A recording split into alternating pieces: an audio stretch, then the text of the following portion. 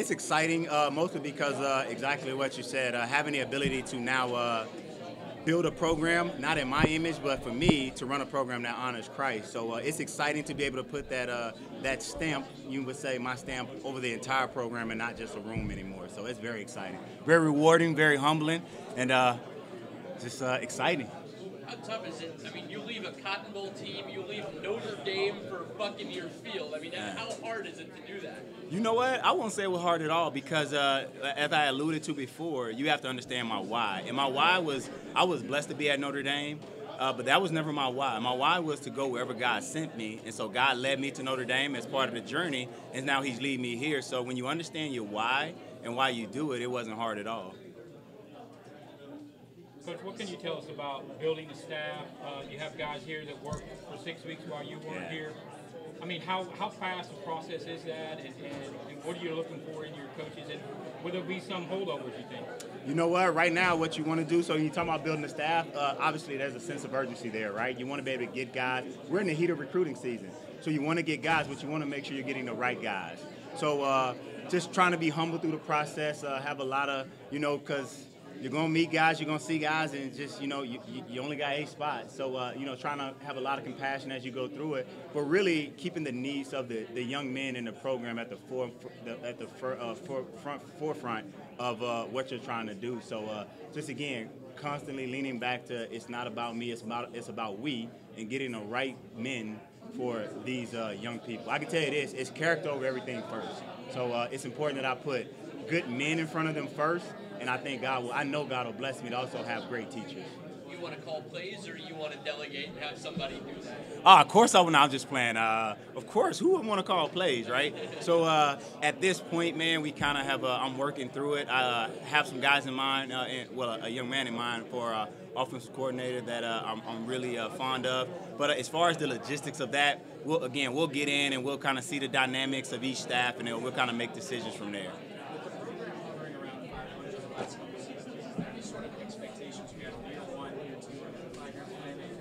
Well, the expectation is that we win them all, right?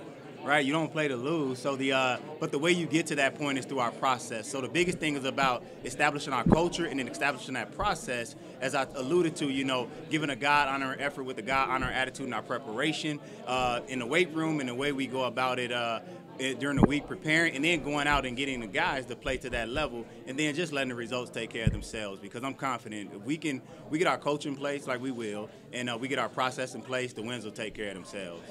Coach, signing day just a couple of weeks away. How important is it to hit the ground running and get some new blood in here? Well, it is a player-driven business, so that is very important. And I tell you what, the better the player, the better the coach you look like, right? So it is important, but also what is making sure I want to keep in their perspective that, I'm trusting God through this process, that the young men that we are supposed to have in this program will still have an opportunity to get them. And so it's still more than enough time on the clock. We just got to hit the ground running, as you alluded to, and just trust the process that the guys that the young men that are going to be in our program, we still have time to go out and get them.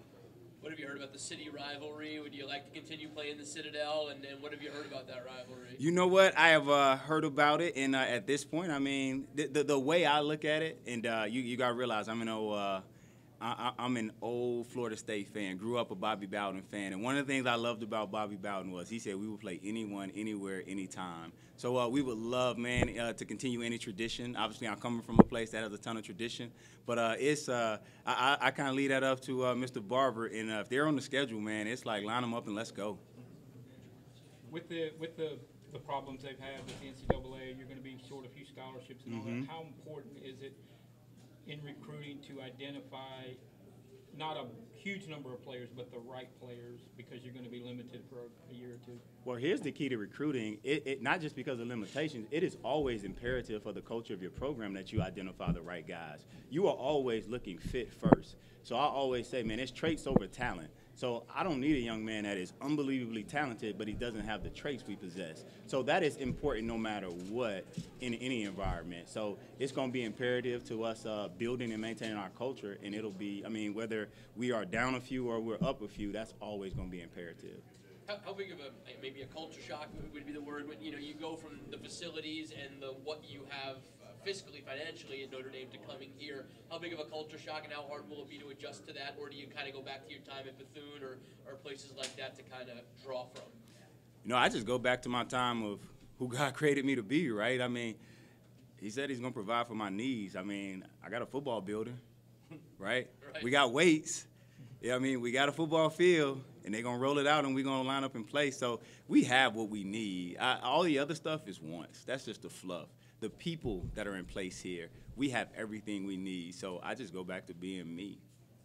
Going along with that, what was sort of caught your eye first walking on the campus here about this place? Honestly, I told Jeff, I said, man, I can longboard around here in like minutes, man. So I can get in and out where I need to be on my longboard. Like, I love it. It's logistically set up for success for me. So I can literally come in one side, come out the other, and if I want, I can spin it back around. So I actually love the setup. I'm sorry from a longboarder.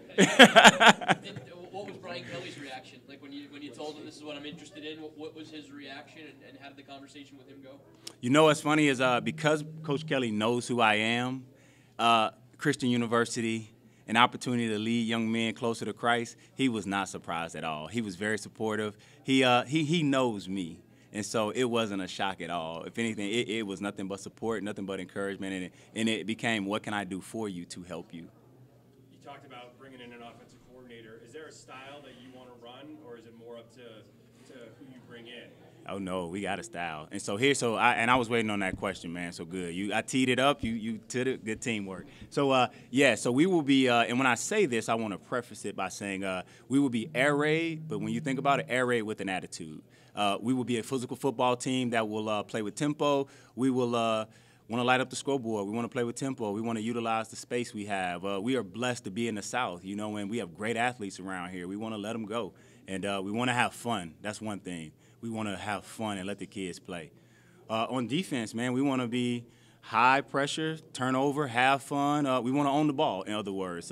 Bend but don't break, right? It's real easy. If they don't have the ball, they can't score. So we will take our shots. And then on special teams, it's simple. We want to be special. We want that to be a huge part of our game to where we can create 2 to 3 game-changing plays per week. And I know that's ambitious, but, hey, that's who we're striving to be. I'm sure Notre Dame kids know who you are. Do you have to kind of like strap on the pads once or twice and show these guys what you can do? No. Those days are long lived. I am not the coach that says I still can do it. I cannot do it, all right? And I don't want to do it. These young guys are big, fast, and strong, and I do not want to get hurt. So, no, I can point them to some videos, but those days are over. God has placed me in a position to teach. Those who don't do anymore, they teach. So I'm more than happy teaching. It's a whole lot safer over there, too. With that offensive mindset that you want to have here, obviously this school has been an option team for 6-8 years. The personnel here is option personnel.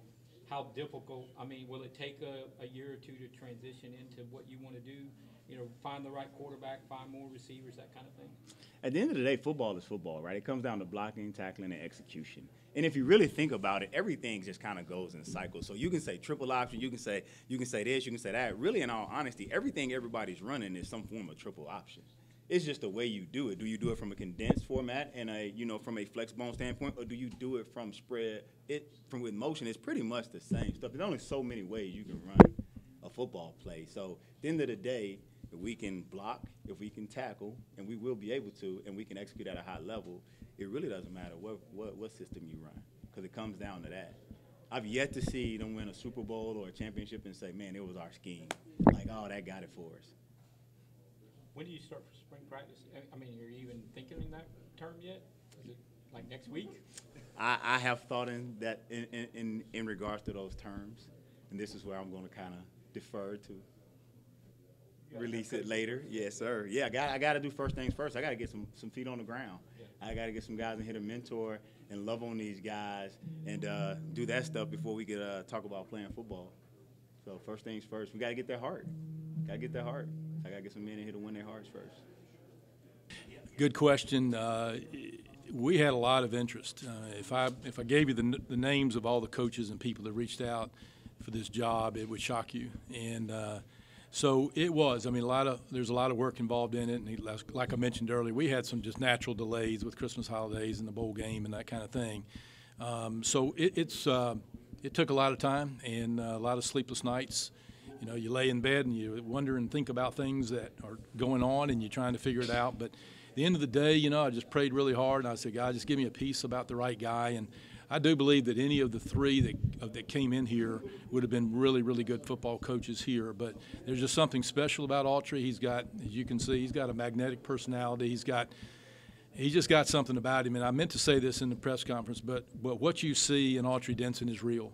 He is not faking. He is not putting on. I talked with Lou Holtz and Steve Spurrier and Urban Meyer and on, and Brian Kelly, of course, and on. And everybody said the same thing. He's one of the best people you'll ever meet. I spoke with the offensive coordinator at Bethune-Cookman and how he changed the lives of the kids on that football team. So everybody said he's real and he's exactly who you think he is, and he's not going to change. So, you know, when you hear that and see that, you just feel like he's really the right guy to change this program. It seemed like the biggest thing missing from his resume is head coaching experience, coordinator experience. Was that something that worried you at all when you were making this decision? You know, be honest with you, you do, obviously. I mean, you in a perfect world, you know, he would have been a head coach somewhere and whatever, and that's okay. And that's one reason I called Terry Don, because, you know, this is not the first time this has happened. You can look around a lot of places and see where a position coach is named. I mean, heck, you even just saw a fired Texas Tech guy get an NFL job, right? So, yeah, I mean, it doesn't worry me, because when you know, you have confidence that it's the right person, you don't really worry about that. And so I'm not worried about it. Would it have been an advantage? Yes, it would have, but it's okay. With the way the last couple of seasons have gone, is it fair to say that you guys have been looking for sort of a face of the program going forward for the next couple of years? Can you repeat that? I'm sorry. So I was saying, would it be fair to say that you guys are looking for a face of the program, given how the last couple of seasons have gone? A face of the program? I would just say a fresh start. I would just say something. I think that's fair. But again, you can find the right person. You get the face. You get the coach. You get everything you need. So obviously, football is important at Charleston Southern. You know, I remember my days at Carolina, and there was always that saying that there are only two sports in South Carolina: football and spring football. So it's important, and it's important to this school. And getting the right person in here, whether it's the right face, it's all going to work together, and we're going to get where we want to be. A little more pressure on you just being your first signature hire? Absolutely. Absolutely. When a coach is coming in and he wants to change the offense like Coach said he does, do you have to kind of measure your expectations, at least for early on, how things are going to go until he gets the kind of players he wants? You really do. Yeah, that's a good question. You know, as an AD, I'm not going to tell him who to hire. I'm not going to tell him who to sign.